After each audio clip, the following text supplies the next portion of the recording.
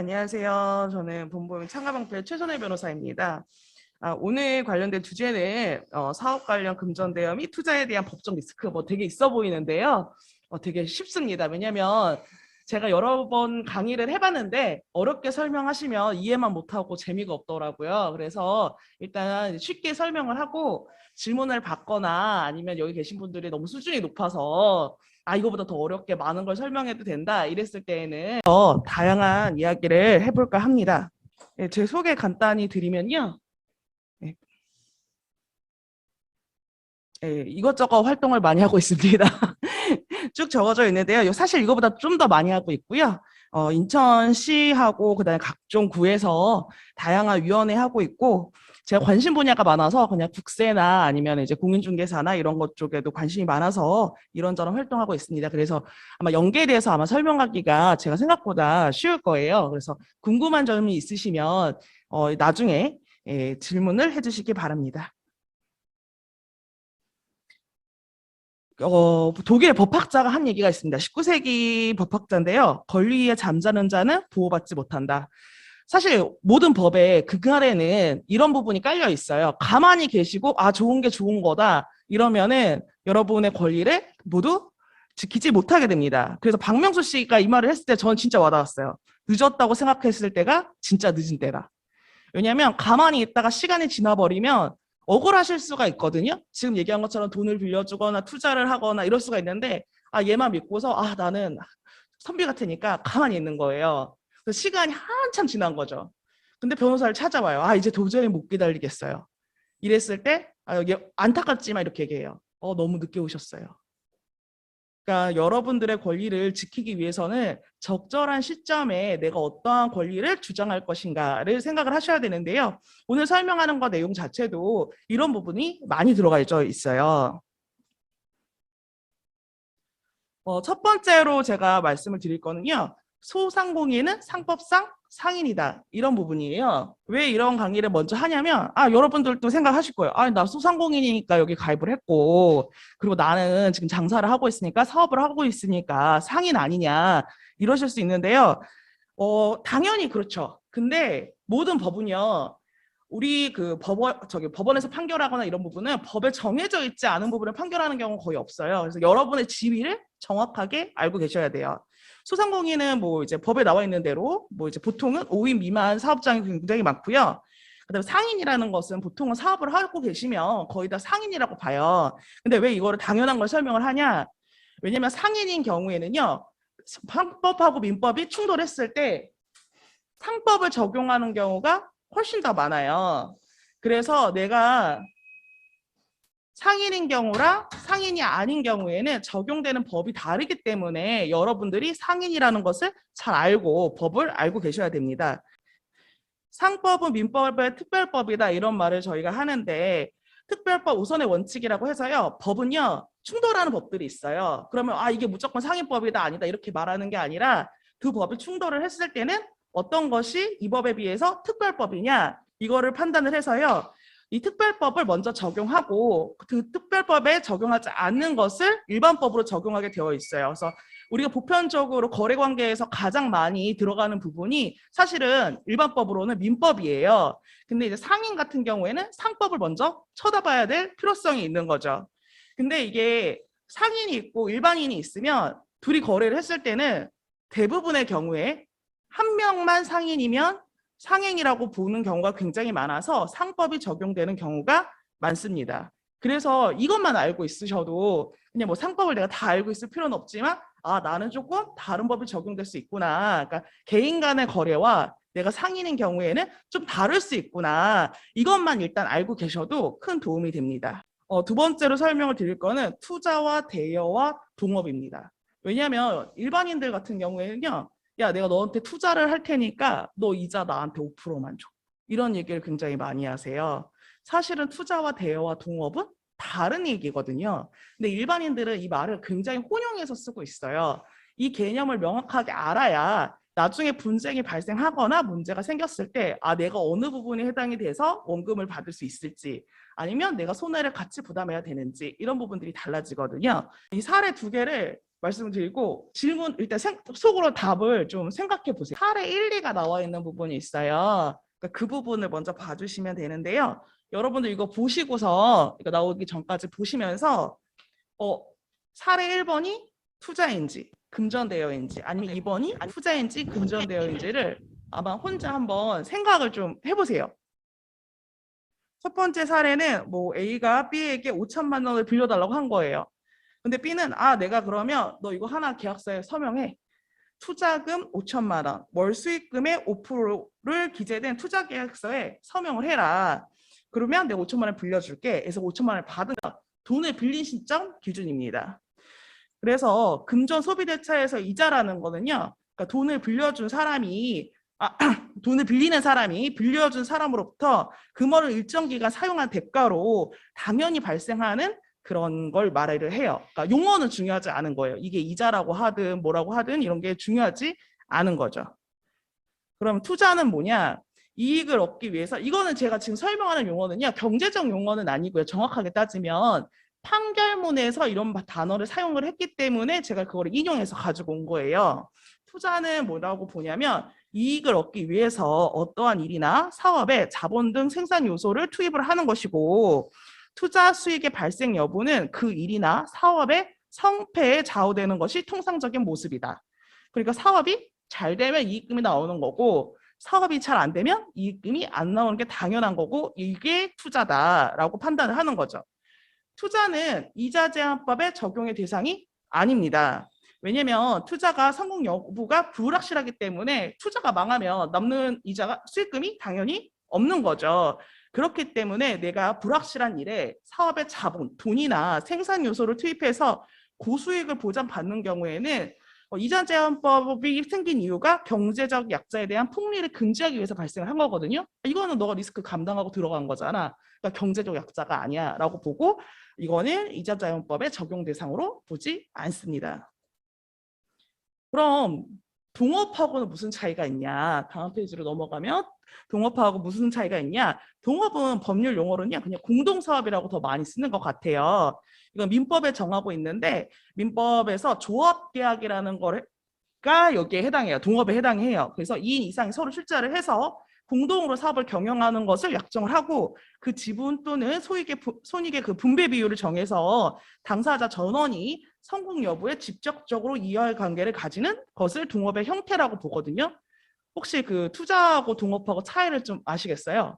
투자는 그냥 돈하고 생산 시설 이런 것만 제공하는 거라면 동업은 같이 경영을 하는 거예요. 근데 이게 계약서를 명확하게 쓰지 않았을 때에는 나는 투자라고 생각을 했는데 계약서 내용은 동업인 경우들이 종종 있습니다. 왜 이런 경우가 문제가 되는지는 뒤에 다시 한번 설명을 드릴게요. 그러면 다시 넘어가서 아까 전에 사례 1하고 2 어떤 게 소비대차이고 어떤 게 투자일 것 같으세요? 네, 사례 1이 투자일 것 같고 2는 대여일 것 같으시죠? 틀렸습니다. 모두 소비대차입니다.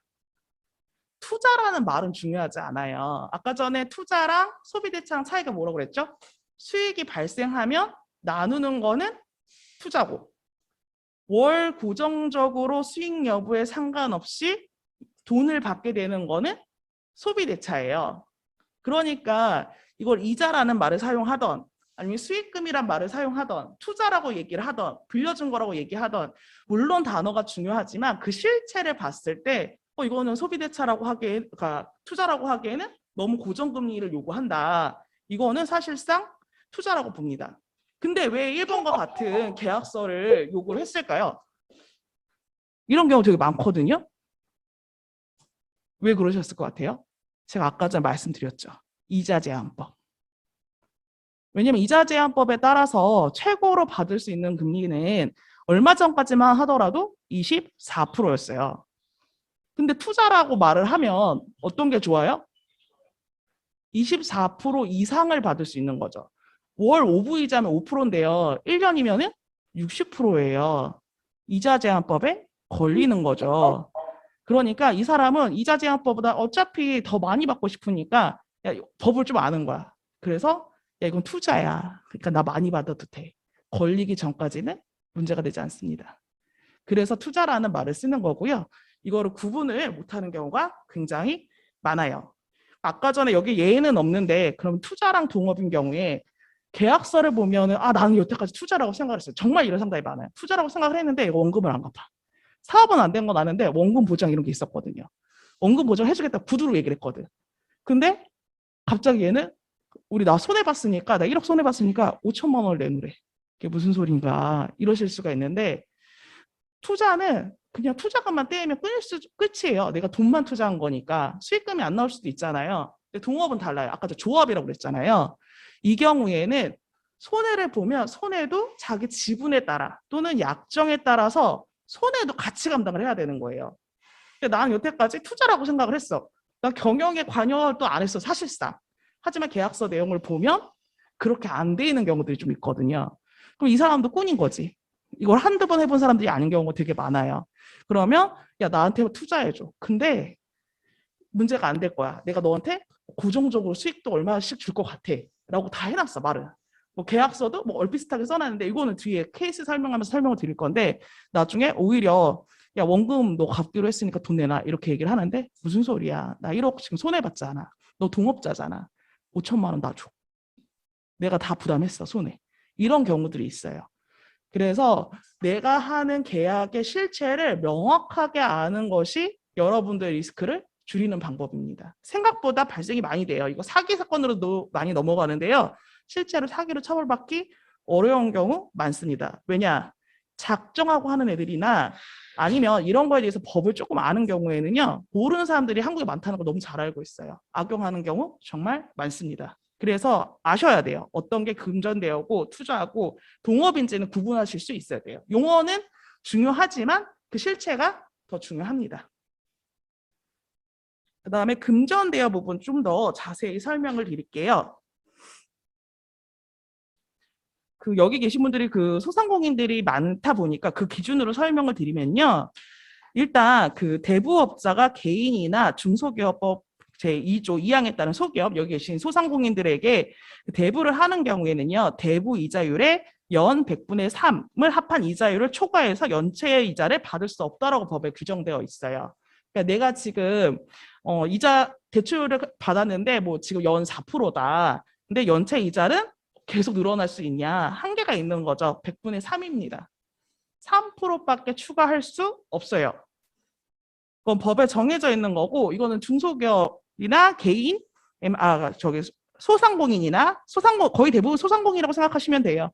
이분 말고는 적용되지 않는 거고요. 여러분도 이거를 좀 알고 계셔야 돼요. 아마 대형 그런 금융권에서는 이걸 다 아마 지키실 거예요. 근데 문제는 이제 좀 더 넘어가게 되면은 안 지키시는 경우가 간혹 있는 것 같아요. 알고 계시면 주장하셔야 됩니다. 근데 최대 연체 이자율은 그러면 얼마까지 가능하냐? 다 합하셔도요. 아까 전에 몇 프로라고 했죠? 20%. 어떤 용어를 붙여도 상관없습니다. 연체 이자도 다 포함이에요. 20% 초과할 수 없습니다. 근데 명칭은 중요하지 않아요. 사례금, 할부금, 수수료, 공제금, 연체이자, 최단금. 이름은 중요하지 않아요. 그래서 대부업자가 받는 모든 것은 이자에 해당이 됩니다. 지금 최근에 문제된 게 있었죠. P2P로 대출 연계해주는 그런 사이트들이 있었어요. 포털 사이트들이 그런 플랫폼들이 있었는데 지금 금감원에서 너네 그거 다 시정해 라고 한 사건이 있습니다. 최근이거든요. 이게 뭐냐면 거기 플랫폼 사업에서는 이거는 우리가 서비스를 연결해주고 받는 수수료야. 그러니까 이거 합해서 최고금리 안 지켜도 합한 거 이거는 따르고 이자 따르고 이거는 플랫폼 이용료 따르기 때문에 문제가 안 돼라고 여태까지 해왔던 거예요. 금감원에서 지금 지금 지적이 들어갔거든요. 너네 그거 다 수정해. 20%못 넘어. 이런 지가 얼마 되지 않았어요. 그러니까 그런 것도 좀 체크를 하시면 좋습니다. 딱 봤더니 다음 페이지로 넘어가 주시면 내 거 계산해봤더니 20%가 넘어. 그건 최근이고 여러분들이 만약에 돈을 빌리셨으면 7월 7일 이전이었기 때문에 24%라고 생각을 하시고 나 지금 연 이자를 계산을 했더니 24%가 넘는 것 같아. 그럼 저 어떻게 해야 돼요? 라고 하는 경우가 실제로 있었어요. 정확하게는 24%를 모르시는 경우가 저한테 상담에 온 경우인데 지금 죽겠다. 왜냐하면 보통은 금융권에서 더 이상 돈을 빌릴 수 없을 때 사채업자, 그러니까 등록되지 않은 그 대부업자, 사채업자한테 돈을 빌리게 되는데 지금 이자만 줄여줘도 좀 살 것 같은데 지금 누적된 이자가 너무 많아서 너무 힘들다 이렇게 하신 경우가 있어요. 그래서 그럼 연 24% 넘으세요? 라고 물어봤더니 넘는데요. 그러면 좀 딜을 해봅시다. 제가 이런 얘기를 했거든요. 그러니까 초과하는 이자율에 대해서는 이건 강행법규이기 때문에 무효입니다. 그래서 이미 초과해서 지급한 이자는 당연히 낸 거고 초과하는 부분은 원금에서 공제하게 돼요. 그러니까 내가 이자를 더 많이 냈다. 그 부분은 원금도 갚은 걸로 계산을 하셔야 됩니다. 왜냐하면 특별히 당사자 간의 정함이 없으면 이자를 먼저 갚고 그다음에 원금을 변제하는 것으로 보기 때문인데요. 근데도 얘가 안 지켜줘. 그럼 얘기를 하는 거지. 너 이거 대부업법 위반인 거 알아? 무슨 소리냐면 초과해서 이자를 받는 경우에는 형사적으로 처벌받게끔 법에 정해져 있습니다. 3년 이하의 징역 또는 3천만 원 이하의 벌금을 받게 되어 있는데요. 이런 얘기하면 이런 거 자주 하셨던 분들은 알고 계세요. 근데 모르면 이자를 더 받고요. 이런 얘기를 딱 꺼내면 알았어, 깎아줄게. 이런 경우들이 생각보다 많습니다. 그래서 과도한 이자를 지금 내고 있어서 도저히 살기가 힘들다. 이런 경우에는요, 사실 좀 딜을 하실 필요가 있어요. 생각보다 저한테 오시는 경우 중에 이런 경우들이 많아요. 빌린 돈보다 지금 이자 다 아직도 이자 남고 원금 안 갚았거든요. 뭐 2천만 원 빌렸는데 이미 2천만 원을 줬어. 2,400불 줬어. 근데 여전히 2천만 원 있는 거예요. 갚아야 될 돈이. 왜? 고율의 이자였던 거예요. 갚다 보니까 정말 나도 성실히 갚으려고 했는데 이제 뭐 몇 년 동안 계속 갚았어. 근데 여전히 2천이 있어. 왜? 너무 고율이어서 이미 법적으로 따지면 거의 다 갚았음에도 불구하고 갚을 돈이 남아있는 경우들이 있어요. 그러니까 자기가 혹시라도 과도한 이자를 내고 있다고 생각을 하고 인간관계 때문에 계속 냈는데 도저히 버틸 지경이 안 된다. 이 경우에는요. 이런 내용을 알고 딜을 하시면 보통 아까 전에 말씀드렸듯이 돈을 상시로 잘 빌려주고 이걸로 사실을 먹고 사시는 분들은 너무 잘 알고 있기 때문에 조율이 가능합니다. 꼭 고소하라는 얘기는 아니에요. 충분히 이런 얘기를 꺼내는 것만으로도 여러분의 빚이 줄어들 수 있습니다. 아까 전에 사례 1과 같은 거는 왜 이런 투자 계약서를 제안했는지 말씀드렸죠. 이자 제한법 회피 목적입니다. 여러분들도 월 이자로 낸다고 하시면 한번 체크를 해보세요. 그리고 두 번째로는 대부업법 위반 형사처벌 회피 목적입니다. 저 이런 거 몰랐어요. 저는 대부업법을 위반할 생각이 없었고 저는 투자라고 생각했습니다. 이게 왜 형사적으로 처벌을 약간 회피할 수 있는 게 있냐면요. 상습적으로 이렇게 하시는 분이나 걸린 적이 없었던 분들은 법을 몰라서 그랬던 거고 이건 고의는 없었어요. 그럼 24%만 받을게요. 이렇게 할 수가 있으니까 그냥 한번 넣어본 거예요. 다툼의 여지가 있어요. 저 이거 법원에서 다툴래요. 이럴 수가 있거든요. 근데 실질로 보기 때문에 벗어나기가 힘들 수도 있고 몰랐다고 하고 형사 초반에 이거를 좀 조정을 하면 그냥 고소 취하하고 검찰까지 안 넘어가고 끝나거나 아니면 기소유예 처분으로 끝날 가능성도 되게 높아요. 그래서 이런 식으로 쓰는 경우가 많습니다. 단순 투자 동업의 차이점은요, 공통점은요, 사업 성공 여부에 따라 투자 수익금이 발생한다는 거예요. 그러니까 그리고 단순 투자와 동업의 차이점은 단순 투자는 금원만 투자하고 경영은 참여하지 않습니다. 근데 실질적으로는 단순 투자를 하더라도요. 사실 보는 경우는 되게 많아요. 너 이거 경영자를 좀 주기로 한다. 근데 무조건 동업이냐? 그렇진 않아요. 내가 큰 돈을 투자하는데 정산하려면 회계 자료는 봐야 되잖아요. 그러니까 단순히 회계 자료를 검토하고 사업 설명을 약간 듣는 정도만 하더라도 동업이냐? 그렇지는 않습니다. 네, 손해가 발생했을 때 그 지분 또는 수익 분배를 비율에 따라 같이 짊어지냐 아니냐는 투자와 동업의 차이가 될 수 있어요.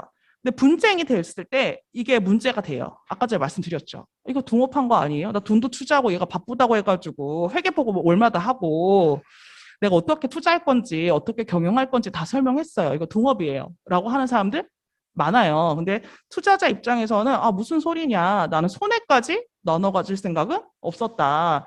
단지 투자를 하고 수익금의 몇 프로를 받기로 했을 뿐이다.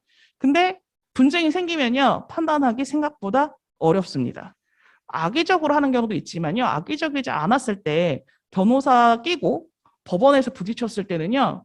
내가 이제 손해를 먼저 부담한 사람 입장에서는 변호사님 보고서 우리 의뢰인 위주로 해석하게 돼 있잖아요. 애매한 경우에는 이거 동업이에요.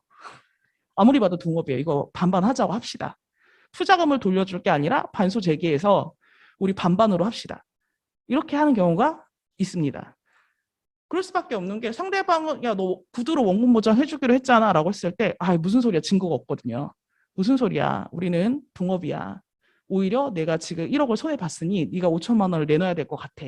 이런 경우들이 있거든요. 어떻게 이걸 방지하냐면요. 사실상 문제가 발생하고 나서 구분하는 것은 동업하고 투자는 어렵습니다. 소비대차와 투자는 생각보다 몇몇 근거가 있으면요. 그래도 보충할 수가 있거든요. 근데 투자랑 동업은 생각보다 어려워요. 어떻게 해야 되냐? 처음에 계약서를 잘 쓰셔야 됩니다. 소비대차는 내가 조금 돈 빌려주면서 친한 사이인데 이거 어떻게 차용증 써달라고 해 라고 하거나 급하다고 해서 먼저 이체하는 경우 있지만 동업하고 투자는 아니잖아요. 이거는 충분히 사업 설명을 듣고 투자를 하는 거기 때문에 이 경우에는요. 투자인지 아니면 동업인지를 명확하게 할 수 있는 계약서를 쓰셔야 되고요. 일단 동업의 경우에는 손해를 같이 감당할 건지 어떤 기준으로 같이 나눠서 할 건지를 정하셔야 되고요. 투자의 경우에는 손해가 발생하는 거는 투자기 때문에 내가 부담하지 않는다라는 부분들이 있으셔야 돼요. 근데 동업이 조금 어려운 게 근데 이제 가장 중요한 건 뭐냐면요. 사업자 명의를 공동으로 냈냐, 한 명으로 냈냐, 아니면 내 이름으로 냈냐, 이게 되게 중요해요. 공동으로 낸 거는 야, 너 거를 내가 까보기 위해서 우리 공동으로 내는 게 좋을 것 같으니까 이거 투자지만 같이 이름을 하자. 함부로 자기 명의를 사업에 쓰시면 안 됩니다. 원칙적으로 사업자를 공동으로 내면요. 당연히 공동투자라고 보죠. 제가 문제가 되는 경우는 한 명 이름으로 했을 때가 문제인데 심지어 야 이름만 불려줘 이런 경우들도 있어요. 내가 지금 회사를 다니잖아. 내가 이거 와이프가 할 건데 같이 할 건데 너는 지금 사업하는 거 없으니까 네 이름으로 하자. 대신에 수익금의 몇 프로 줄게. 애매해요 사실. 그러니까 절대로 명의가 누구 건지는 사업에서는 완전히 중요합니다. 그 실체가 명확하게 밝혀질 수 없는 한 사업한 것으로 보니까 주의하셔야 됩니다. 계약서가 없을 때 증거 만들기. 이거 완전 중요해요. 제가 왜 이런 얘기를 하냐면요. 계약서가 있냐 없냐에 따라서 법원에서는요. 그 증거를 중심으로 보는데 사람들이 저한테 꼭 말씀을 하세요. 그 자리에 누구도 있었고요. 누구도 있었고요. 누구도 있었어요. 증인이 이렇게 많은데 충분히 가능하지 않습니까? 라고 묻는데요. 아니에요. 법원에서는 서류, 문서에 대한 증거를 가장 우선순위를 잡고요. 사람에 대한 증언은 약간 부수적으로 보는 경향이 있고 증인이 여러 명인데 말이 다 다른 경우들이 있어요. 이 경우에는 사실상 증거로 인정되기가 쉽지 않습니다. 그래서 형사고소 하시는 거예요. 왜냐하면 형사고소에서 뭔가 나오는 경우에는 일단 거기에 나온 결과를 법원에서 존중해 주기 때문에 그 사람이 처벌받는 경우보다 내가 서류가 없었을 때 고소하는 경우가 많은데 이것도 마찬가지로 꾼들은요 솔직하게 얘기를 안 해요. 사기꾼들은. 그래서 증거가 있어야 좋습니다. 가장 좋은 거는 뭐냐면 당연히 계약 체결 시 계약서를 작성하는 게 좋고요. 계약할 때 계약서를 못 썼다면 사후에라도 계약서나 차용증이나 어떤 목적이라도 그 사람의 그 서명이 들어간 무언가의 서류를 작성하시는 것이 좋습니다. 근데 이게 좀 힘든 상황이다. 그럼 어떻게 해야 되냐? 그러면 지금이라도 녹음이나 문자들을 남겨서 증거를 만드셔야 돼요. 물어보세요. 몰래 녹음하는 거 불법 아니에요? 미국은 불법이에요. 그래서 아이폰은 통화 중 녹음이 되지 않습니다. 근데 우리나라 핸드폰 다 녹음되죠. 왜요? 불법이 아니기 때문이에요. 근데 무조건 불법이 아닌 건 아니고 지금 이 상황은 저도 있고 여러분도 있잖아요. 여기서 대화하는 거는 대화자예요. 같이 있는 자리에 대화에 참여하는 사람들이 있었을 때 녹음을 하는 거는 불법이 아니에요. 그러니까 통화 중 녹음도 마찬가지로 통화하는 사람이잖아요. 대화자잖아요. 그래서 녹음하는 것이 불법이 아닙니다. 근데 언제 불법이 되냐? 여기 있는 사람이 아닌 거예요. 대화자가 아닌 거예요. 도청을 하거나 감청을 하거나 아니면 몰래 여기에다가 녹음기를 두고 나는 없고 다른 데 가 있는 거예요. 그거는 불법이에요. 그러니까 대화자 간에 이 자리 안에 있는 사람끼리 얘기를 하는 걸 녹음하는 건 불법이 아니기 때문에 뭔가 증거를 남겨야 된다. 이럴 때는요. 녹음을 하세요. 두 번째로는 이것도 녹음하기가 좀 번거로워요. 어떻게 하면 될까요? 문자를 남기세요. 가장 좋은 거는요. 돈 빌려줄 때 보내시는 게 좋아요. 지금 급하다고 하고 우리 관계를 고려했을 때 돈을 빌려주는 게 맞다. 이랬을 때는 너가 아까 전에 500 빌려달라고 했지. 근데 언제까지 줄 거야? 아니면은 언제까지 주기로 했으니까 언제? 그러니까 제일 중요한 거는 얼마인지, 언제 빌린 건지, 근데 언제 갚을 건지. 이게 제일 중요해요. 특히 핸드폰이 그 사람 명의로 사용되는 거라면 카톡보다는 문자가 좋아요. 왜냐하면 카톡은 이걸 사실은 비슷하게 흉내낼 수가 있잖아요. 이름 바꾸기도 가능하고, 그죠? 사진도 똑같은 거 다운로드 받아서 똑같이 넣을 수 있잖아요. 그러니까 조금 그거 제 거 아니에요 라고 하는 경우에 조금 힘들 수가 있어요. 근데 문자는 어떻게 할 수가 없잖아요. 문자 번호가 있고 다 이제 핸드폰 인증하셔가지고 개인 신상 인증 다 하시고 이러기 때문에 보통 자기 명의인 경우가 많아서 웬만하면 문자로 하시는 것을 제가 추천드려요. 그리고 최소한의 증거가 확보된 다음에 계약서나 차용증을 요구하시는 게 좋아요. 왜냐하면 바로 갑자기 나 계약서 써줘. 이러면은 얘가 갑자기 왜 그래? 이렇게 생각하실 수가 있잖아요. 그러니까 먼저 녹음이나 문자로 그러니까 상대방이 얘가 이런 걸 준비할 거라고 생각하지 못했을 때 안전하게 만들어 놓은 다음에 그 다음에 차용증이나 계약서를 써달라고 하시는 것도 방법이에요. 왜냐하면 사람은 돈 빌릴 때와 갚을 때의 마음이 좀 달라요. 화장실 들어올 때의 마음, 나갈 때의 마음 다르다고 하듯이. 그러니까 최소한의 준비를 하시는 게 좋아요. 이거는 지금 소비대차 기준을 제가 설명을 드린 건데 사실 소비대차가 아니라 그 투자나 아니면은 그 동업인 경우에는요. 녹음을 하시는 게 좋아요. 구체적으로 야 이런 게 있는데 내가 이런 게 궁금해. 왜냐면 안 정한 것들이 굉장히 많을 거란 말이에요. 계약서도 없는데 뭐 구두를 어디까지 정했겠어요. 그러니까 명확하게 어떻게 할 건지를 플랜 다 어떤 걸 질문할 건지를 다 플랜을 짜놔야 돼요. 자기가 숙지를 많이 하고 아니면 변호사의 도움을 받거나 해서 플랜을 다 짜고 녹음을 하시거나 이렇게 한 다음에 야 근데 나 이거 내용 너무 복잡해서 모르겠으니까 우리 계약서 쓰면 안 될까? 이렇게 하시는 걸 추천드려요.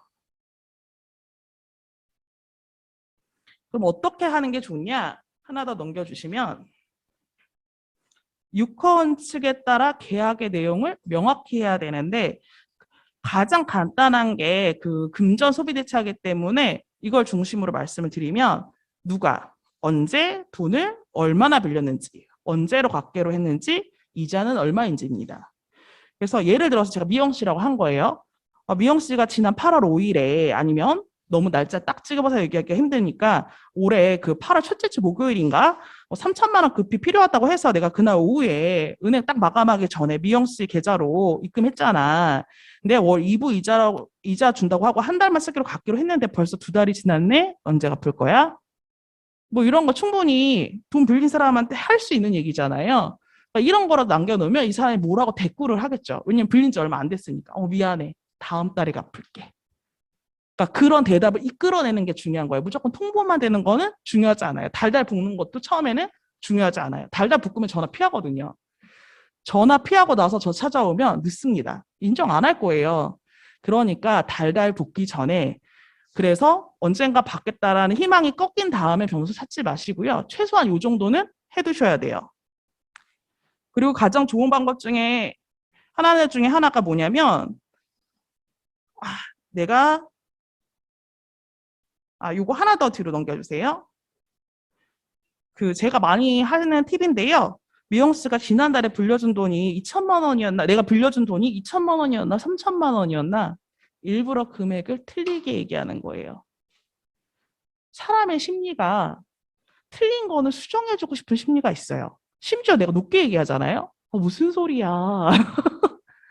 무슨 소리야. 나 2천이야. 이렇게 얘기를 한단 말이에요. 그게 되게 중요해요. 빌린 걸 인정한 거잖아요. 그래서 지금 2천만 원이야, 3천만 원이었냐를 제가 구분할 수 있게끔 해준 거예요. 그러면서 이제 핑계를 대는 거죠. 내가 미영 씨 말고 딴 사람도 빌려줬는데 내가 이체를 해가지고 이름을 안 써놔가지고 누군지 모르겠네. 미영 씨가 2천이었나? 3천이었나? 이렇게 하면 서로 빈정상할 일도 없잖아요. 왜냐면 돈 빌려줬다고 그 사람 안 볼 거 아니잖아요. 그러니까 이런 식으로 얘기하는 게 팁입니다. 하지만 꼭 들어가야 되는 거는요. 언제 갚기로 했는지. 이자가 있었으면 이자가 얼마인지. 이런 것들은 좀 명확하게 할 필요가 있고요. 특히 가장 중요한 건 뭐냐면 그 사람 계좌로 이체를 하지 않았을 때입니다. 미영 씨 계좌로 이체를 했으면 이 정도면 괜찮아요. 근데 그나마 이거 이체 기록이 있잖아요. 근데 미영 씨가 아니라 미영 씨 남편한테 해도 뭐 그것까지는 뭐 그렇다고 쳐요. 근데 제3자한테 한 경우들이 있어요. 이 경우에는 그 이유나 왜 거기로 급하게 이체를 했는지 이런 것들도 야 내가 그때 미영 씨가 누구 계좌지 김철수 씨인가 뭐 이렇게 계좌로 입금하라고 해서 했는데 그 미영 씨가 그렇게 급하다고 해서 그렇게 한 거잖아라는 것들을 추가적으로 명확하게 적어야 됩니다. 당사자의 이름이 아니잖아요. 이 경우에는 단순 이체 자료만 있다 하더라도 법원에 가도 이건 진짜 힘들어요. 특히 다른 사람 명의의 계좌로 하거나 요즘 현금 빌려주는 경우 별로 없죠. 현금으로 바로 주는 경우 별로 없지만 그런 경우에는 좀 명확하게 하시는 것이 좋습니다.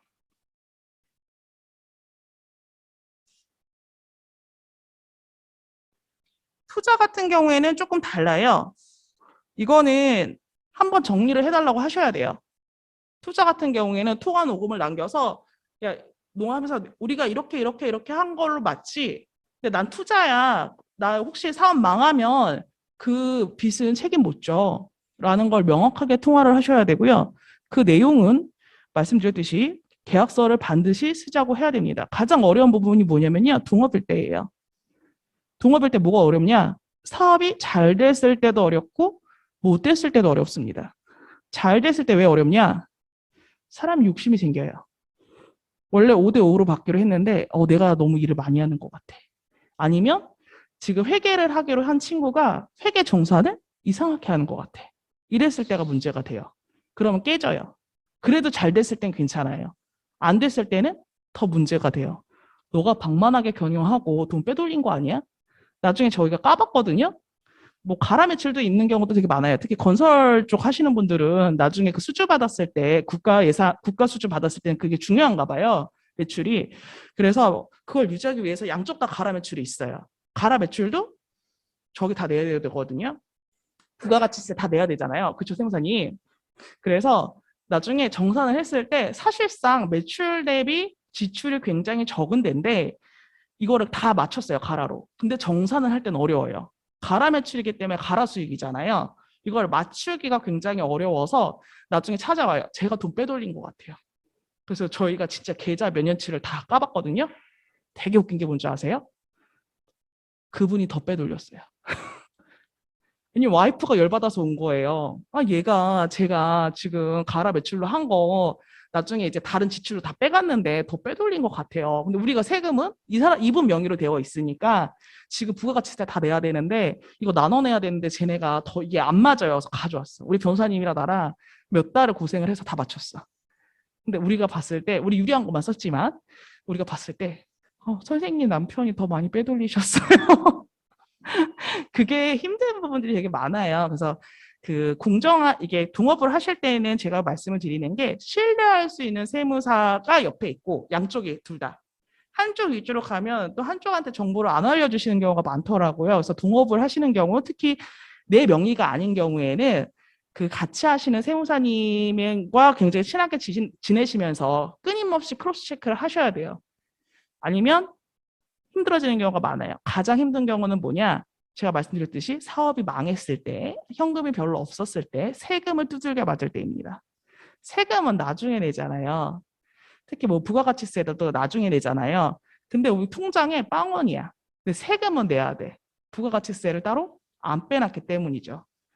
또 이제 제일 또 화가 나는 경우는 어떤 경우냐면 부가가치세 이제 뭐 다른 분들이 설명하시겠지만 그 확정이 되고 나면은 못 바꾸잖아요. 그런 경우가 문제가 되는 게 상반기 거는 확정돼서 끝났어. 근데 이거 부가가치세를 깎겠다고 뒤에서 가라 소비를 또 막 넣은 거예요. 그 경우에는 어떻게 안 되더라고요. 그러니까 그런 경우들이 있어가지고 생각보다 많이 신경을 쓰셔야 됩니다. 근데 문제가 터진 거죠. 제가 할 때만 하더라도, 근데 저는 그걸 약간 예상하고 사긴 했어요. 이게 폰지 사기가 될까 안 될까? 수익 구조가 나올까 안 나올까?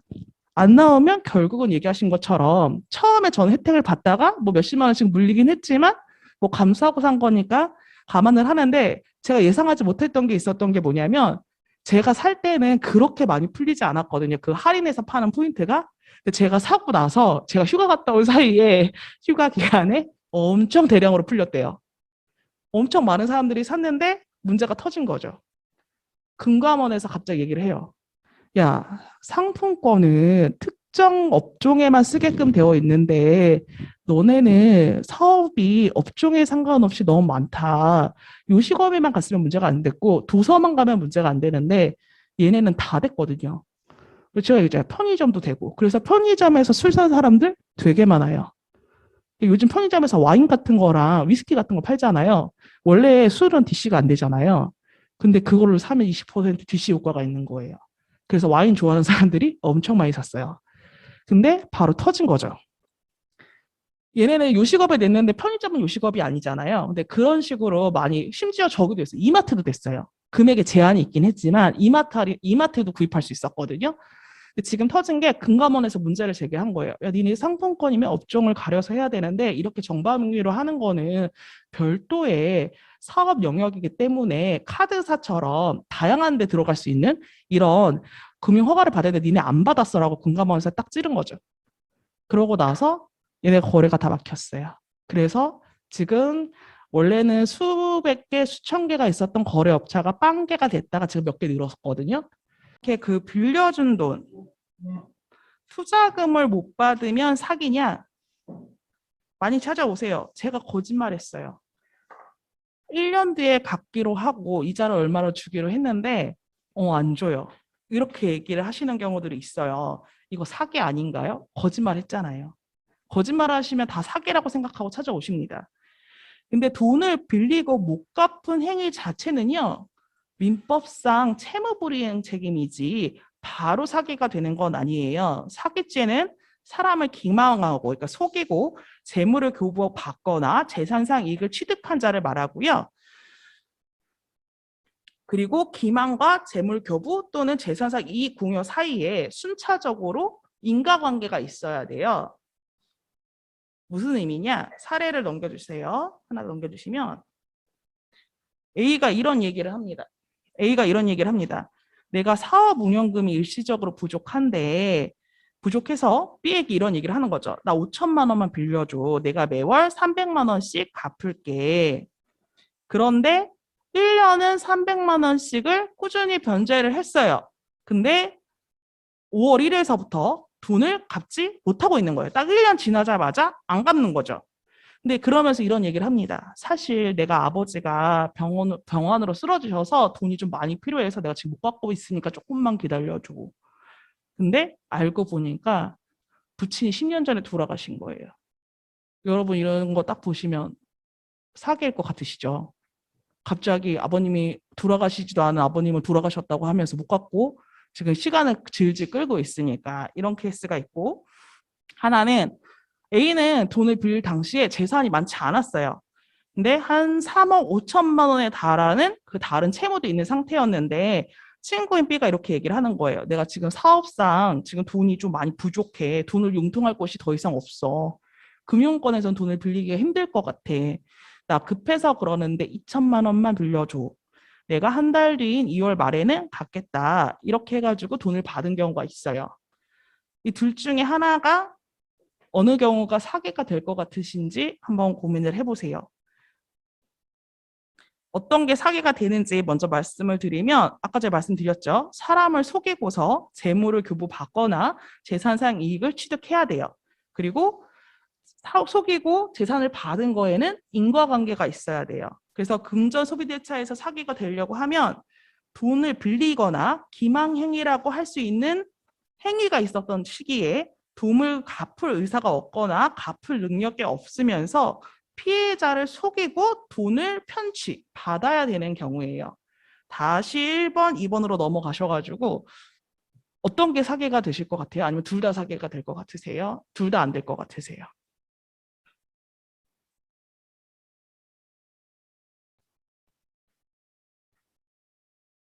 좀 어렵죠? 2번이 사기가 될 것 같으세요? 1번은요? 안 될 것 같으세요? 1번도 될 것 같아요? 1번도 되고 2번도 될 것 같으세요? 좀 이게 생각이 많으실 거예요. 생각보다 어렵습니다. 왜 어렵냐? 결과가 많이 달라져요. 심지어 1심, 2심에서도 사기가 된다고 했는데 갑자기 대법원에서 이거 사기 아니야 이런 경우들도 있거든요. 말씀을 드릴게요. 1번 사례부터 보면 1번 사기는 사기죄가 뒤에 다 보셨으면 답을 알았을 텐데 사기죄 아닙니다. 왜? 돈을 빌릴 당시에는 기망의 의사가 없었어요. 돈을 빌렸을 때 우리 아빠가 지금 병원 중이어서 돈이 필요해 라고 말한 게 아니잖아요. 이미 돈을 갖고 나서 3,600만 원 정도 갖고 나서 갑자기 거짓말 이걸 좀 미루기 위해서 거짓말을 한 거잖아요. 그러니까 돈을 빌리는 행위와 속이는 것이 순차적으로 제가 인과관계가 있어야 된다고 말씀을 드린 거잖아요. 돈을 빌릴 당시에는 거짓말한 게 없어요, 이 사람은. 그래서 사기가 되지 않습니다. 그리고 이런 거짓말을 하지 않는다 하더라도요. 이미 절반 이상을 갚았잖아요. 그러니까 돈을 빌렸을 당시만 하더라도 이 사람은 갚을 의사가 있었다고 봐요. 그래서 이런 경우도 사기가 되지 않습니다. 근데 사기인 것 같은데 입증이 힘든 경우가 있어요. 어느 경우냐면 이런 법을 너무 잘하는 거예요. 어떻게 하냐? 이런 사람들은 물품 대금이든 돈을 빌리든 절반까지 줍니다. 나머지만 안 줘요. 건설 인테리어 이런 거 하실 때 이런 경우 되게 많아요. 왜냐면 그 흔히 얘기하는 인테리어 하는 업자가 그 막 맡기잖아요. 그 중에서 뭐 어디는 목수 맡기고 여기는 어디 맡기고 이러는데 꼭 돈을 줄 때 절반만 줍니다. 왜? 너무 잘 알아서. 절반 정도 주면 사기가 안 되는 걸 너무 잘하는 거예요. 이 경우에 돈 받기가 생각보다 어렵습니다. 왜냐? 이런 사람들은 자기 명의로 일단 재산이 없고요. 일부러 소송하기 애매한 금액만 남겨요. 변호사 선임하려면 적어도 330 드는데 아니면 뭐 법무사를 선임한다 하더라도 법무사한테 대필해 달라고 하더라도 몇십만 원 드는데 소송이나 자기가 이걸 쫓아다닐 생각하면은 어려운 금액만 꼭 남기고서 그렇게 도망가더라고요. 근데 자기 명의로는 재산이 없어요. 이 경우 무조건 사기죄로 처벌 안 되냐? 그건 아닌데요. 노력이 더 필요해요. 나 말고 상습적으로 이 사람은 반복적으로 이렇게 반만 주고 돈을 땡긴다. 애초서부터 이 사람 절반밖에 줄 생각이 없는 사람이라는 걸 입증을 해야 되는데 그럼 자기와 같은 피해자 여러 명을 모아서 같이 고소하시는 거를 추천드려요. 제가 이걸 설명을 해드리잖아요. 실제로 하시는 분들 열에 한 명도 있을까 말까입니다. 왜? 비용이 애매해요. 그리고 그 사람들을 다 모아서 뭔가 하는 거에 자기 공이 너무 많이 들어가요. 차라리 그 시간에 내가 돈을 벌고 말지. 그리고 포기하세요. 이런 거 악용하는 경우 많습니다. 근데 이게 늘 그렇듯이 약간 똘끼는 분들이 한 분 있어요. 나는 이런 거 당하고는 절대로 못 살아. 돈이 중요하지 않아. 이런 분들을 만났을 때 사기로 처벌이 되는 거예요. 왜냐면 그런 분들은 모아요. 특히 이제 건설이나 이렇게 사람 모으고 이런 데서는 자기네들만의 커뮤니티가 또 있거든요. 카페나 뭐나. 그러면 이 사람한테 공사비 못 받으신 분 모으는 거죠. 전국적으로. 그 대표로 제가 그럼 고소를 하겠습니다. 이런 경우가 나오지 않는 이상 힘들어요. 그래서 약간 이런 게 반복적으로 계속 대금을 제때 지불하지 않거나 이렇게 절반만 주고 나중에 너가 사업을 하면 다른 것도 그때 줄게 이런 경우는요. 계속 거래하지 마세요. 꼭 이렇게 절반만 주고 나머지 안 줘요. 그러니까 그런 경우들은 좀 조심하셔야 됩니다. 두 번째 케이스는요. 결국은 아까 전에 말씀드렸잖아요. 돈 없었는데 돈 빌린 케이스. 이 경우도요. 1심, 2심은 유죄 선고 나왔어요. 왜냐하면 돈을 빌릴 당시에 차용금을 변제할 의사와 능력이 없었고 당시 자력 부족으로 차용금을 2월 말까지 변제하지 못할 가능성이 크다고 인식을 하고 돈을 빌려 변제가 불가능한 위험을 알고 있었다. 말 되게 어렵죠. 판결문 그대로 가져온 거거든요. 무슨 얘기냐고 하면 그러니까 형사로 처벌을 당하려고 하면 이 사람이 범죄를 저지를 고의가 있어야 되거든요. 근데 고의가 명백하지가 않은 경우가 있잖아요. 이 사람은 나는 갚으려고 했는데 안 갚은 거고 처음부터 안 갚을 의사가 없었어요 라고 주장한 케이스예요. 이게 왜 그렇게 문제가 되냐면 미필적 고의라고 해서 너가 적극적으로 그렇게 사기칠 의사는 없었지만 너가 그렇게 돈이 없는데 빌렸으면 못 갚을 가능성에 대해서 너가 충분히 인식하고 있지 않았냐? 이게 미필적 고의라고 얘기하거든요. 그런 고의가 있으면 이거 당연히 사기 유죄지 라고 판단을 하신 거고요. 3심은 무죄 취지로 파기 환송을 했습니다. 이게 무슨 의미냐면요.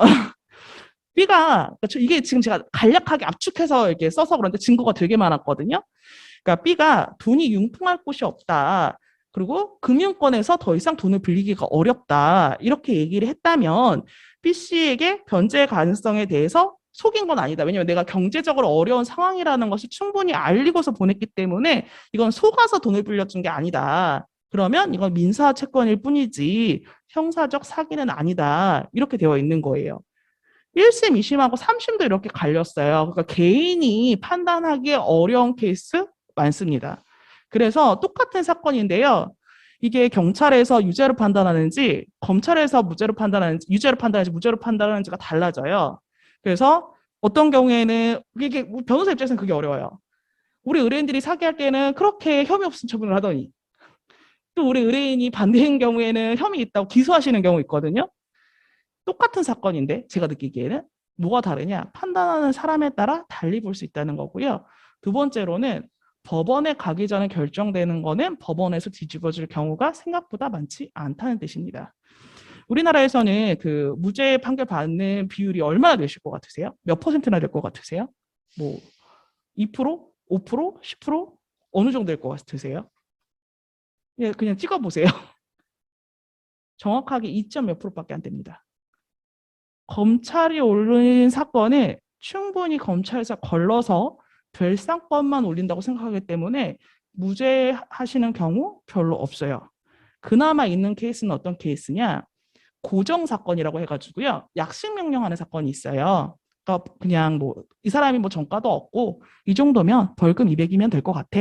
500만 원 이하, 1000만 원 이하, 보통 500만 원 이하 사건에 검사가 이거 판사님 이거 유죄고요. 200만 원만 해주세요라고 하면 판사님이 재판 안 열고 서류로 약식명령이라고 해서 너 벌금 200만 원. 7일 내에 정식 재판 안 하면 그대로 확정되는 경우들이 있거든요. 그 경우에는 충분한 검토가 이루어지지 않는 경우가 많기 때문에 또 워낙 처벌이 약한 거잖아요. 그래서 그 경우에는 많은데요. 그렇지 않은 경우는 더 없어요. 그래서 판사님들도 내심 이런 생각이 있으십니다. 아, 검찰에서 이 정도 조사해서 올렸으면 인정해 주시는 경우가 좀 많아요. 그래서 변호사들끼리 이런 농담을 하세요. 아, 재벌이거나 국회의원이 아니면 무죄 추정의 원칙이 아니라 유죄 추정의 원칙이 아니냐. 그만큼 검찰을 신뢰한다는 거고요. 검찰이 사실 일도 일반 사건들에 대해서는 잘 하세요. 그러니까 검찰을 신뢰를 하고 검찰에서 이런 거 판단해서 이거는 유죄다라고 하시는 경우에 보통은 재판부에서 법리적으로 크게 문제가 없지 않은 이상 유죄로 판결하시는 경우가 많습니다. 그래서 초등 수사 때서부터 많은 걸 제출을 해서 많은 증거들을 만들어 놓으시는 것이 좋습니다. 이거는 이제 특히 어떤 경찰을 만나냐 이런 것도 되게 많이 중요해요. 사실 내가 가지고 있는 증거가 없을 때에는. 그래서 생각보다 어렵다. 그러니까 처음서부터 이걸 사기에 대응하기 위해서는 여러분들이 조금 준비하실 필요가 있다.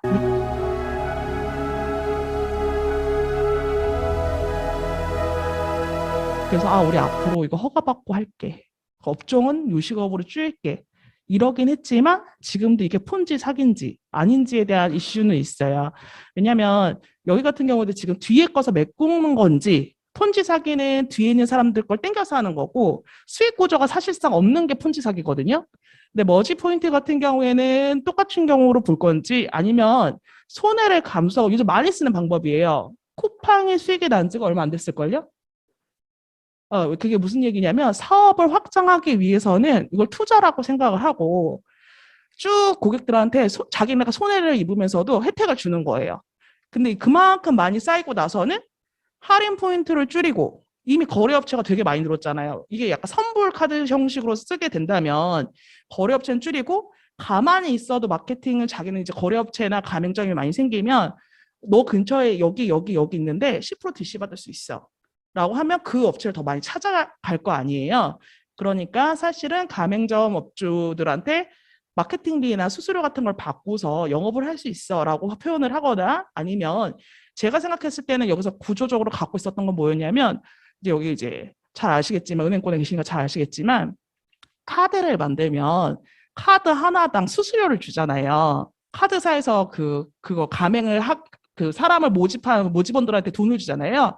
그러니까 이걸로 충분히 수익금을 남길 수 있었을 걸 계산하고 세팅한 거다라는 얘기도 있어요. 실질적으로 여기서 선불카드 사업을 준비하고 있었거든요.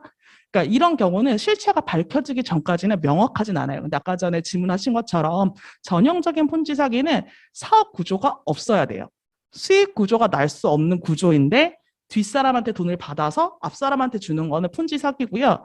나름 여기서 수익 구조를 가지고 있었다. 이런 경우에는 사기가 될 수도 있고 아닐 수도 있어요. 그래서 지금 일어난 머지포인트 사건 같은 경우에는 지금 드러난 걸로만 봤을 때는 사기의 가능성이 있지만 100% 사기라고 말하기는 어려운 사건인 거죠. 나중에 결론이 나야 알 수 있는 거예요, 사실은. 왜냐면 지금 언론에 나온 거는 다 정확한 정보는 아니거든요. 그래서 이게 좀 어려워요. 그래서 아까 전에 뭐 이제 사기나 횡령 이런 거 사기 말고 횡령이나 배임은 생각보다 더 쉽게 일어나요. 사기는 애매한데요. 배임하고 횡령은 생각보다 어렵지 않아요. 그리고 기업인 경우에는 더 그래요. 그러니까 법인인 경우에. 그러니까 개인 사업자 같은 경우에 통장을 사업자 통장만 가지고 쓰진 않지만 법인 같은 경우에는 법인 통장에서 무조건 써야 되잖아요. 근데 법인은 법에서 상법에서 정한 요건들이 진짜 많아요. 예를 들어서 법인이면 중요한 재산을 처분할 때, 그러니까 회사의 생사가 결정된 생존의 여부가 결정된 것을 처분할 때에는 뭐 이제 주주총회에 의한다, 뭐 이런 것들이 다 법에 정해져 있어요. 그래서 이거를 안 지켜서, 그러니까 법을 몰라서 절차를 안 지켜서 문제가 되는 경우에는 배임 횡령이 되는 경우가 의외로 많습니다. 근데 사람들이 그렇게 생각을 안 해요. 왜 내 회사잖아. 그러니까 근데 개인 사업자랑 법인은 완전 달라요. 그래서 상법에서도 법인에 대한 거는 법으로 정한 게 굉장히 많거든요. 근데 개인 사업자에 대해서는 정한 게 아주 많지 않아요. 그래서 민법에 대한 적용이 훨씬 더 많은 경우도 많아요. 근데 이제 그 같이 동업하거나 이런 경우거나 투자했을 때 배임 횡령 같은 게 문제가 되려고 하면요. 사실 잘 정해야 돼요. 우리가 정산을 하려면 개인 사업자인데도 동업하시는 경우가 더 많잖아요. 법인 만드는 경우 별로 없거든요. 우리나라에서는. 그때는 야, 우리 사업 통장은 이 통장하고 이 통장만 사용하기로 하자. 그리고 여기에서 돈을 나갈 때는 서로 허락을 받지 않으면 정상적인 거래가 아니라 내 계좌나 다른 이득으로 하는 거는 다른 계좌로 이체하지 말기로 하자. 이런 걸 명확하게 정하시는 게 되게 중요해요. 그래야 그 통장에서 나가는 돈이 사적으로 쓰였는지 아닌지를 그걸 기준으로 해서 판단할 수 있거든요. 근데 어려운 경우는 뭐냐면요. 한쪽이 자료를 많이 가지고 있는데 나는 없는 경우예요. 그러니까 저는 알죠. 우리 의뢰인하고 지금만 만난 게 아니라 지난 세월을 다 만났고 어떻게 들었기 때문에 내용을 아니까 이 사람이 말이라는 게 진실인 걸 알아요. 근데 법원에 가서 그 진실이 통하냐? 아닙니다. 수사기관에서 그 진실이 통하냐? 아닙니다. 뭐가 어렵냐면요. 상대방 기록이 엄청 많은 거예요. 사기꾼들이 정말 얘는 진짜 난놈이다라고 느낀 경우가 어떤 경우냐면 얘는 증거가 많잖아요. 심지어 동업하거나 아니 이 사람 명의로 사업을 했을 때 인감증명서도 받아서 가지고 있잖아요. 자기가 가진 증거를 가지고 거짓말을 교묘하게 섞는 거예요. 이쪽은 자료가 없으니까 당하는 거죠. 그래서 인감증명서가 뭐 9월 1일 거다.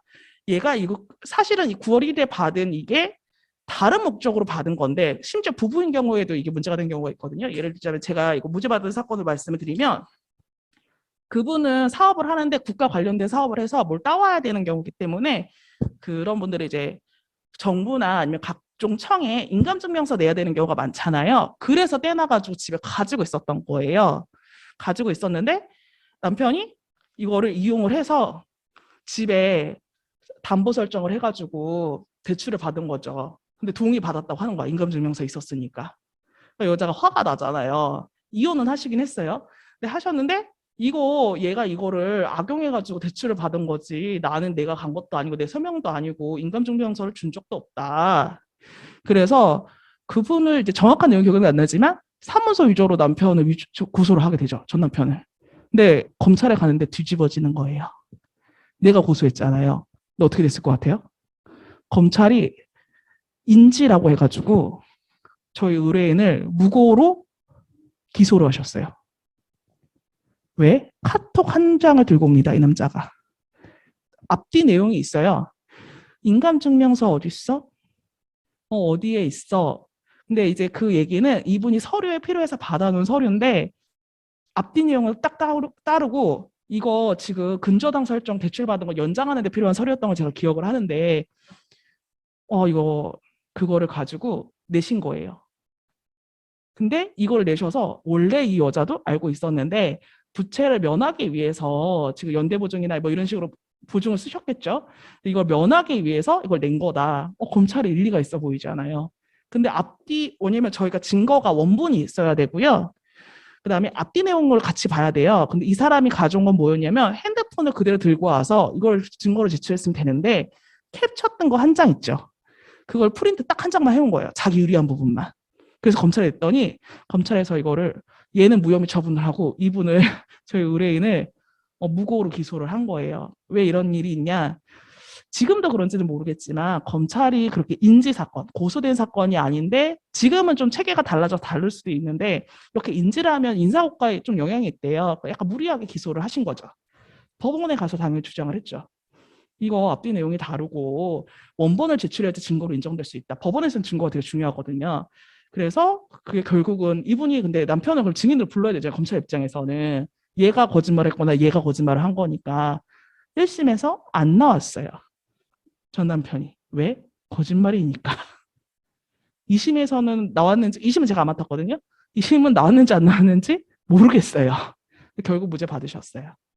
그래서 그렇게 그런 거 갖고 장난치는 경우가 있고 또 하나는 뭐가 있냐면 얘가 난 놈이다라고 생각했던 그 케이스는 자기는 증거가 되게 많아. 진짜 산더미처럼 있어. 그러면 거짓말하고 진실을 섞어요. 이 자료를 보면 이렇죠. 그러니까 이 날짜는 모르겠고요. 이 날짜는 모르겠고요. 여기 증거가 이렇게 있어요.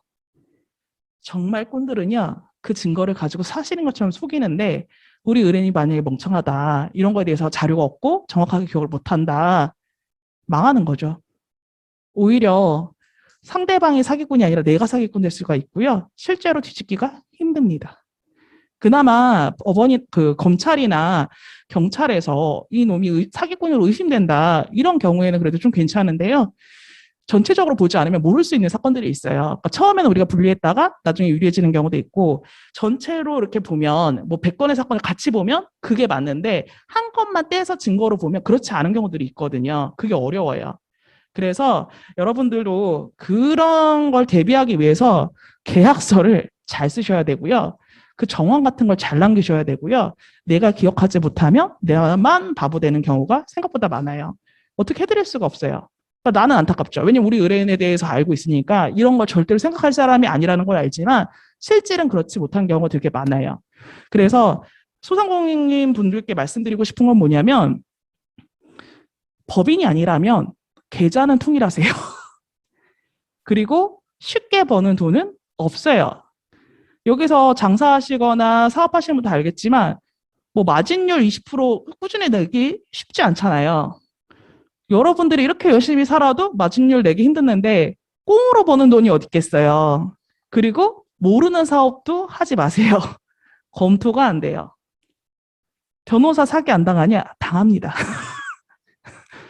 왜냐면 변호사들 중에 경제가 어려워지는 경우는요. 그러니까 변호사가 큰 돈을 버시는 분도 있지만 그냥 월급쟁이보다 조금 나은 수준의 분들도 많아요. 근데 망하는 경우들이 있어요. 변호사한테 파산도 못해요. 파산하면 변호사 생활을 못하거든요. 그러니까 파산도 못하고 계속 버티다가 버틸 수밖에 없는 상황이에요. 왜냐면 먹고 살 건 이것밖에 없으니까. 근데 왜 망하냐? 다른 사업 하시다가 망합니다. 변호사업만 해서는 파산 갈 정도로 망하진 않아요. 어떻게든 먹고 살아요. 기업을 들어가도 어딜 들어가도 먹고 살아요. 왜?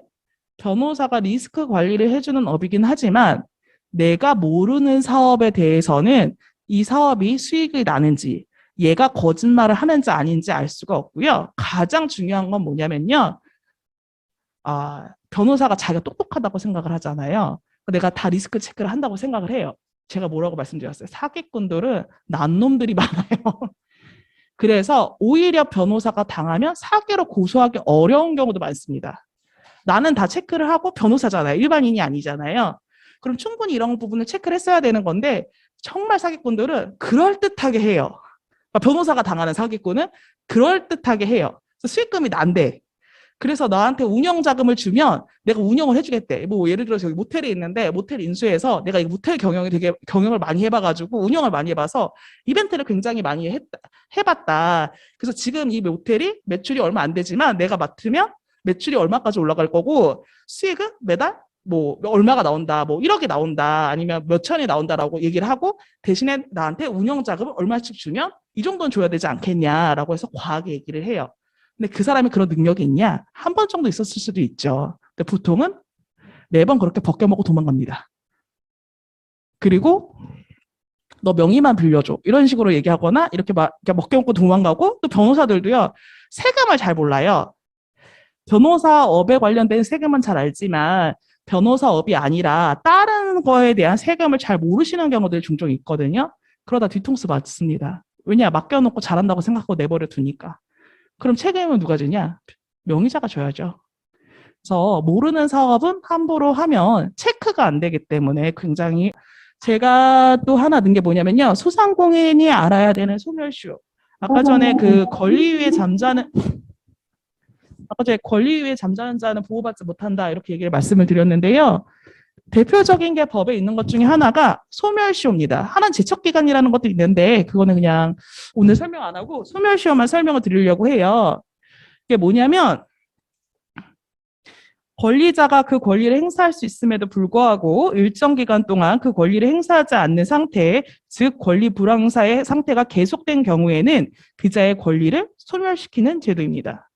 그러니까 좋은 게 좋다고 계속 기다렸다가는 소멸시효 걸려가지고 돈 못 받는 거예요. 그래서 이런 제도가 왜 있냐? 법원에서 이렇게 설명을 합니다. 일정 기간 계속된 사회 질서를 유지하고 시간의 경과로 인해 곤란하게 되는 증거 보존으로부터 구제 또는 자기 권리를 행사하지 않고 권리 위에 잠자는 자는 법의 보호에서 제외하기 위한 것을 소멸시효라고 그 법원에서 설명을 해요. 소멸시효는 소멸시효 기간이 완성이 되면 당연히 완성되는 걸로 봅니다.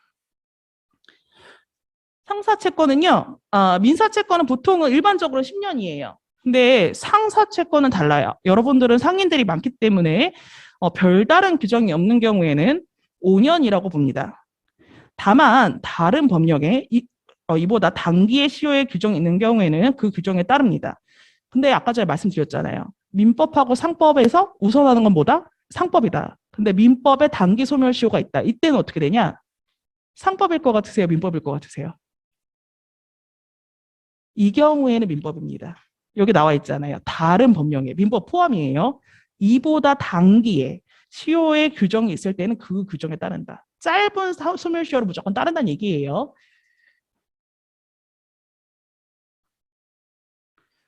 이거는 이제 자료를 위해서 그냥 말씀을 드리는 건데요. 일단 5년보다 짧은 걸 설명을 드리면 민법에 나와 있는 거는 3년 단기 소멸시효입니다. 이자, 부양료, 금료, 사용료 이런 경우에는요. 기타 1년 기간으로 정한 금전 또는 물건의 지급을 목적으로 한 채권은 3년으로 봅니다.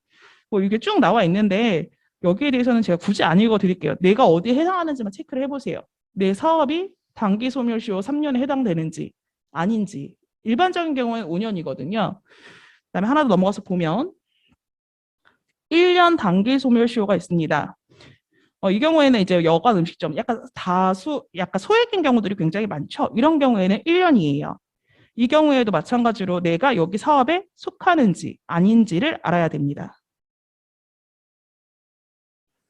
근데 이렇게 단기를 하더라도요. 판결 등에 따라 확정된 채권의 경우에는요. 10년으로 늘어납니다. 마찬가지로 비슷한 절차인 파산 절차에 의한 경우 재판상 화해 조정 그 밖에 판결과 동일한 효력에 있는 경우에도 마찬가지로 10년으로 연장됩니다. 다만 유의하셔야 될 점은요. 장래 채권이라는 게 있어요. 판결 당시에 변제기가 도래하지 않은 채권. 그러니까 언제까지 돈을 주기로 했는데 아직 그 기간이 도래하지 않았다. 이런 경우에는요. 확정되었다 하더라도 10년으로 연장되지 않으니까 유의하셔야 됩니다. 왜 이걸 설명을 드리냐? 그러면 무조건 지나나요? 꼭 그렇지는 않죠. 중단을 시켜야 되는데요. 채권자는 채권의 시효가 완성되기 전에 소멸시효를 중단시켜야 됩니다. 그 소멸시효의 그 중단의 효력은 그 시효가 중단된 때에는 중단된까지의 그 경고한 시효 기간은 여기 삽입 안 하고 중단된 시점서부터 다시 시효가 진행이 돼요. 재판상 청구로 인해서 중단된 시효는 재판이 확정된 날로부터 새로이 진행이 됩니다. 근데 가끔 요건을 못 갖춰서 그 각하되는 경우가 있어요. 그러니까 요건을 갖춰야 되는데 못 갖춘 경우에는 각하된 날로부터 6개월 안에 소를 제기하시면 됩니다. 왜냐하면 각하된 경우에는 바로 10년이 연장되지가 않거든요.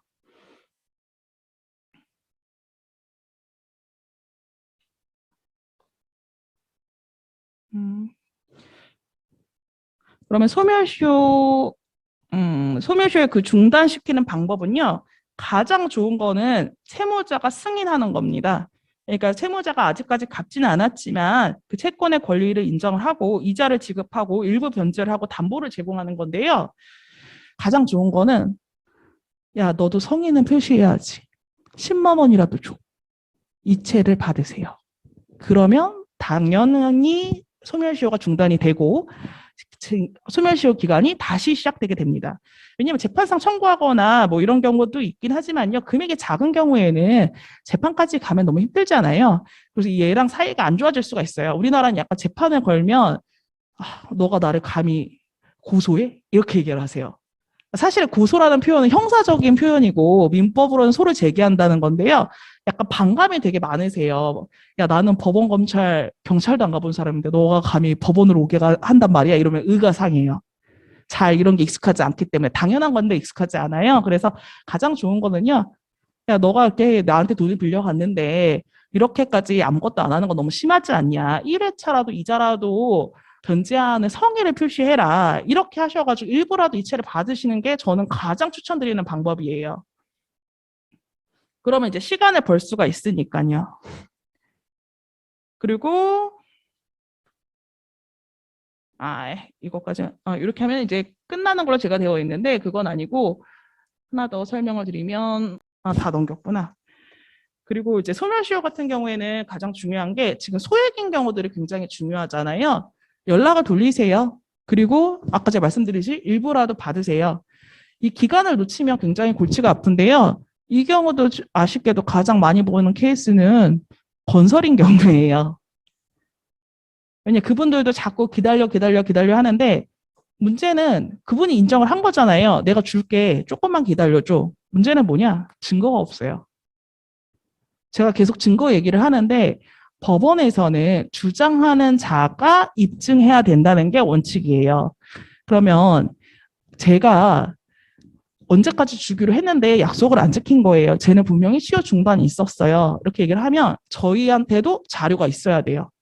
너 언제까지 주기로 했다라는 걸 증거가 있어야 되는데 상대방이 변호사를 선임했거나 여기에 대해서 너무 잘 알고 있는 경우에는 나는 그런 적이 없어요. 한 번도 연락이 받은 적이 없어요. 이렇게 나오는 경우들이 많아요. 물론 양심이 있으신 분들은 조율을 좀 해요. 다툼이 있어요. 그냥 안 주는 경우가 악의적에서 안 주는 경우도 있지만 오히려 공사를 했는데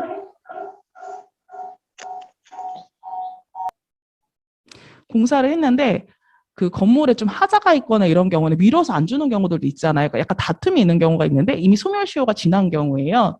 근데 이 경우에는 이제 그 건물을 지어달라고 맡긴 쪽에서 아니면 인테리어를 맡긴 쪽에서 그래 너 고생했으니까 얼마까지는 줄게. 소멸시효가 지났지만 줄 수는 있어요. 소멸시효가 끝나고 이렇게 주는 거는 저희가 비체 변제라고 해가지고 줄 의무가 없지만 어차피 너가 빌린 거니까 그냥 자유로 준 거다. 그래서 이건 반환 청구는 못 하거든요. 그래서 혹시라도 못 받은 채무가 있으신 경우에는요. 소멸시효 기간이 지나기 전에 일부라도 받으셔야 되고요. 그 이후에 받는 거는 조금 까다로워질 수가 있어요. 물론 이후에라도 언제까지 갚겠다는 거는 그 날짜로 해서 다시 적으면 의미가 있을 수는 있으니까요. 소멸시효 기간이 지난다면 아니면 지나기 직전에 뭔가 차용증 같은 걸 다시 받거나 언제까지 갚겠다는 각서를 받거나 하는 것들이 중요합니다. 사실은 제가 이걸 되게 천천히 해야 되는데 엄청 빨리 해가지고 시간이 지금 한참 남았어요. 그래서 제가 뭐를 준비를 했냐면 제가 유튜브를 하는데 유튜브에서 제가 사기를 진짜 많이 했어요. 한 2번 정도 했는데 그 이유가 뭐냐? 많이 물어보세요. 이게 사기인지. 왜냐면 사기로 고소하고 싶은 경우는 뭐냐면 민사적으로 돈 받기가 힘들다고 느끼실 때 많이 물어보거나 민사로 하기에는 너무 비용도 많이 들고 절차도 복잡한데 경찰에 고소하면은 내 돈 안 들잖아요. 법원 그 경찰에서 해주잖아요. 그래서 그런 경우들이 많아서 그 팁을 좀 알려드리려고 합니다. 뭐 이런 경우가 있어요. 되게 이제 유튜브니까 댓글이 굉장히 어린 친구들도 많을 거 아니에요. 막 이런 게 있어요. 뭐 내 카드로 먼저 결제를 하고 나중에 n분의 1로 돌려받기로 했는데 지급을 안 한다. 그리고 연락도 안 받는다. 그런 경우에 뭐 이제 뭐 10만 원이야 아니면 뭐 100만 원이야 이런 경우에 내가 먼저 선불을 내고 나중에 주기로 했는데 안 갚는다. 이런 경우는 형사 고소 가능하실 것 같으세요?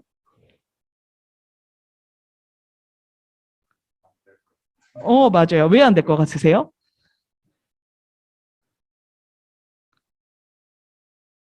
맞긴 맞는데 왜 그러냐면 너무 소액이라서요. 아까 제가 말씀드렸잖아요. 처음서부터 갚을 의사가 없거나 능력이 없어야 되는데 너무 소액인 경우에는 처음서부터 갚을 능력이 없거나 아니면은 의사가 없거나 갚을 능력이 없다고 하기에는 몇만 원 안 되잖아요. 그러니까 민사 문제로 보는 경우가 많아요. 하지만 중고 거래의 경우에는 좀 다릅니다. 그 가장 많은 사건이 뭐냐면요. 그 중고 사이트에서 중고 거래하는데 물건 안 보낸 경우에요. 이 경우는 거의 사기예요. 왜 그럴까요? 되게 소액이잖아요. 처음부터 네, 처음부터 물건을 줄 의사가 없다고 보기 때문입니다.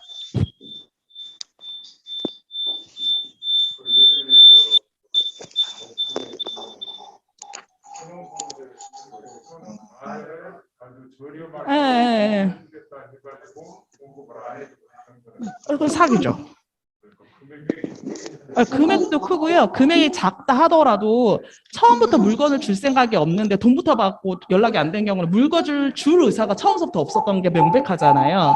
그러니까 물건도 없고 실제로. 그래서 사기가 되는 거예요. 사실은 금액이 크고 작고가 중요한 게 아니에요. 사기에서는. 근데 실무적으로 중요한 이유는 이렇게 명백하게 줄 물건도 없으면서 이렇게 가라로 파는 거라 그냥 우리끼리 일상생활에서 일어나는 거랑 애매한 경우에는 금액이 작으면 그렇다는 거지 사실의 금액이 적고 많고는 중요하지 않아요. 그래서 보통은 2천만 원 미만 사건 같은 경우에는 좀 증거가 많이 필요해요. 사기를 고소하려면. 그러니까 2천만 원 미만은 소액으로 보기 때문에 충분히 거래 관계가 가능하다고 보고요. 2천만 원이라 하더라도 나한테 큰 돈인데 무슨 소리냐 이러실 수 있잖아요. 그 사람의 경제 사정에 따라 좀 달라요. 그러니까 그 사람이 충분히 한 달에 막 1,000만 원씩 버는 사람이다. 근데 2천만 원을 빌리면 이걸 갚을 가능성이 높겠죠. 근데 내가 정말 빚밖에 없다. 근데 매달 수익도 뭐 100만 원도 안 된다.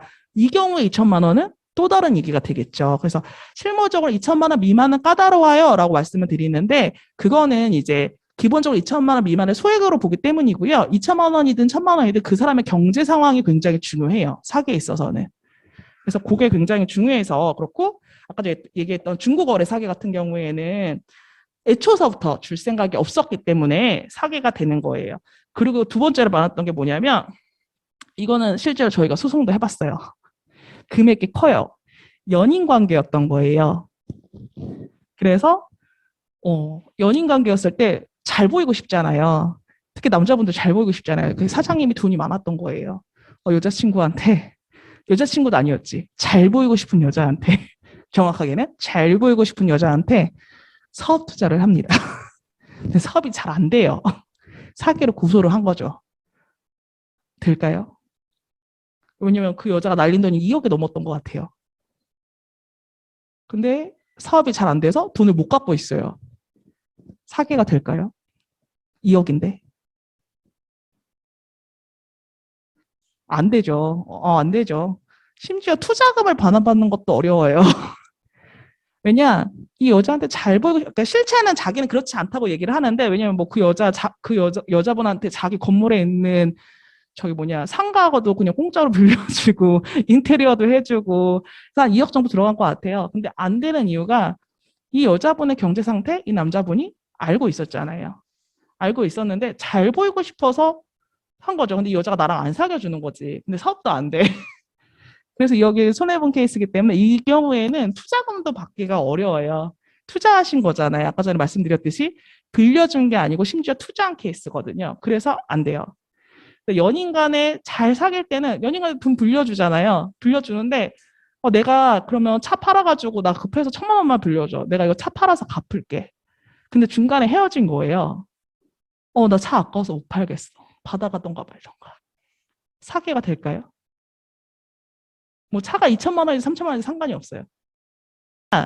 가족, 연인, 친구는 특히 친한 친구, 특히 가족하고 연인은 서로의 경제 상태를 잘 알고 있을 거라고 법원에서 봐요. 근데 보통 돈 빌려주는 거는 가족이나 연인인 경우가 많잖아요. 아니면 되게 절친한 친구. 아무한테나 돈 안 빌려주잖아요. 고금리가 아닌 이상 아무한테나 돈을 안 빌려주는데 왜 조심해야 되냐고 말씀을 드리냐면 아까 전에 그 대법원에서 깨진 사건처럼 친구 관계거나 연인 관계거나 가족인 경우에는 이 사람의 경제 형편을 충분히 알고 있으면서도 돈을 빌려준 거예요. 그러니까 이 경우에 사기가 되게 힘든 거죠. 경제 상태를 속인 건 아니니까. 돈을 가까운 사람한테 빌려줄 때는요. 떼어도 내가 마음의 상처를 크게 안 받을 범위 내에서만 빌려주세요. 그게 아니라면 돈거래하지 마세요. 아무리 연인이고 뭐라 하더라도 마찬가지예요. 그러면 진짜 사람도 잃고 마음의 상처도 받고 돈도 잃어요. 그러니까 금융권에서 대출을 못 받을 정도로 힘든 상황이라면 사실은 개인한테 돈 빌릴 때는 금융권에서 못 빌릴 때 빌리는 거죠. 요즘 카드 대출 되고 여러 가지 되는데 개인한테 빌릴 때는 특별한 경우가 아니고 나서는 더 힘들 때가 많아서 못 받을 가능성이 굉장히 높아요.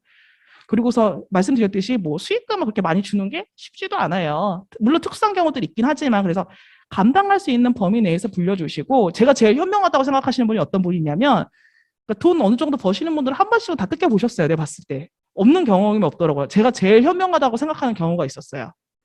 안 빌려주세요. 근데 그냥 보내면 그 친구가 섭섭해할 거 아니에요. 10만 원이든 20만 원이든 30만 원이든 적은 금액을 분금치에 넣어서 야, 너 힘들 텐데 밥 사 먹어. 그리고 봉투를 주세요. 그분은 그렇게 비용은 들어가지만 섭섭하다는 소리는 안 듣잖아요. 밥값으로 나 고생한다고 돈을 주는데 내가 그 정도는 지금 융통할 수 있는 현금이 없다. 미안한데 밥이라도 사 먹어. 이렇게 하시는 분이 저는 제일 현명하다고 생각을 해요. 친구한테 냉정하게 너 굳이 돈도 안 빌려줄 거면서 모질게 얘기할 필요도 없어요. 그분은 너무 간절해서 왔기 때문에 가장 좋은 거는 그냥 밥값 주고 빠이 하는 게 제일 좋은 것 같더라고요. 그러니까 너무 친해서 돈을 빌려줬어요. 너무 친해가지고 돈을 빌려준 거예요. 근데 언니 미안해. 내가 지금 급히 돈을 만들 수가 없으니까 언니가 계주가 돼서 계를 하자. 그러면 내가 매달 갚는 걸로 해가지고 갯돈 그 나중에 탈 때는 그걸 언니가 받아가는 걸로 하자 하고서 이분을 주도로 해가지고 계를 시작을 한 거예요. 잘 갚았지 처음에는. 근데 나중에 또 급하대. 원래 이자도 안 받고 빌려준 사이였거든요. 근데 언니 내가 그 뭐지? 흔히 얘기하는 그 도장 찍는 거 있잖아요. 그 하루 단위로 돈 이자 주는 거, 일수 찍는 거. 근데 그 이율이 되게 높잖아요. 그래서 이분은 그럴 생각도 없는데 본인이 먼저 제안을 한 거예요. 언니, 내가 일수 찍어줄게. 하루당 얼마. 해가지고 해주기로 한 거예요. 실제적으로 이분이 돈을 받았냐? 얘가 그렇게 하겠다고 하니까 입금을 받은 게 있긴 하지만 실질적으로는 그 이자를 받을 생각도 없었어요. 이분이 그렇게 하겠다고 하는 거니까. 근데 어떻게 되냐면 이분이 나중에 이분한테만 돈을 빌렸겠어요? 저희 의뢰인들한테만? 아니죠. 딴 분한테도 빌렸을 거 아니에요? 이 두 분 사이에 뭐를 했어요? 개를 했죠. 돈이 오고 간 게 있잖아요. 나는 지금 일수를 찍었고 이분이 뭐 몇 프로더라?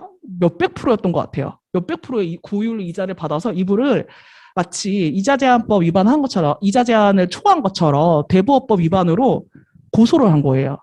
왜 이런 고소를 했을 것 같아요? 자기 빚 감경받으려고.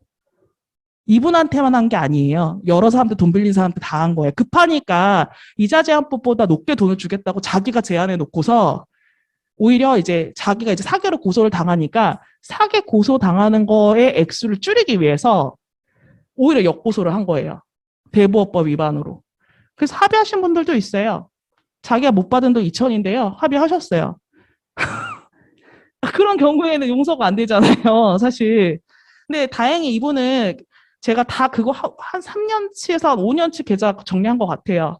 다 계산을 했더니 이분이 설명한 거대로 이제 뭐 계금이 얼마고 총 얼마고 얼마 주고 왜냐면 또 자기한테 유리한 증거로 낸 게 뭐냐면 자기가 준 돈 위주의 계좌만 제출한 거예요. 경찰에. 이분이 억울하다고 하는데도 빨리 진행돼서 법원까지 온 이유는 뭐냐면 아까 전에 얘기했듯이 그 경찰에서도 형사사건도 공소시효라는 게 있는데 대부업법 위반 같은 경우 공소시효가 좀 짧아요. 3년인가 아마 좀 짧을 거예요. 기간이 얼마 안 남으니까 충분히 방어할 시간을 주지 않고 빨리 검찰로 넘긴 거고 검찰에도 단순 사건이다 보니까 약식 기소를 했는데 이분이 뭐 내야 될 벌금이 200인가 300밖에 안 됐어요. 근데 억울하잖아요. 그러고서 이게 만약에 대부업법 위반이 돼버리면 빌려준 돈에 대한 채권도 날아가게 되거든요. 그러니까 억울하니까 그 자기가 벌금 받은 돈보다 더 많은 돈을 내서 변호사 선임해서 사건을 진행한 케이스예요. 그래서 이런 경우들이 나와요. 그 악의적으로 그렇게 하는 거죠. 이분은 다행히 이자제한법 위반은 아니었어요. 제가 계산을 다 해보니까. 그러니까 그런 경우들이 발생을 해요.